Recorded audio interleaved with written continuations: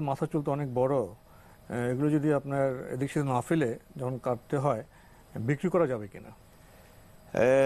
এটি একটি মানে জটিল প্রশ্ন। সেটা হচ্ছে একটা হাদিসের মধ্যে আসছে যে কোনো ব্যক্তি যদি কোনো আহ, আপনার স্বাধীনচেতা ব্যক্তিকে বিক্রি করে তাহলে সেই এবং ওই মূল্য সে গ্রহণ করে সে যদি কিছু খায় তাহলে সেটা হারাম।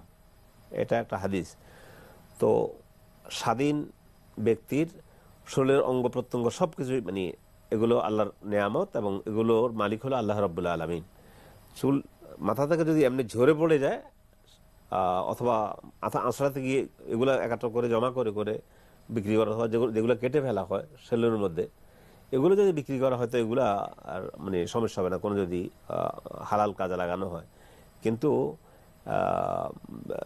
এক কথা হচ্ছে মানে মানে যে চুল এগুলো বিক্রি করে পয়সা নিতে পারবে, অসুবিধা হবে না ইনশাআল্লাহ, আল্লাহর রহমতে।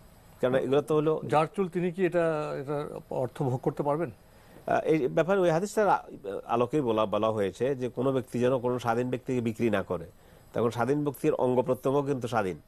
এই জন্য প্রথম হাদিসে এই দৃষ্টিকোণ থেকে তাকালে চুলের ব্যাপারটা, কিন্তু চুলটা যেহেতু এটা মানে বাড়ে কমে এই জন্য কাটতে হয়, এটা প্রাকৃতিকভাবে পড়ে যায় তখন সেগুলো এদিকে না ফেলে সেটাকে জমা করে বিক্রি করলে তো অর্থটা কাজে আসে, কাজে আসবে, এটা করা যেতে পারে।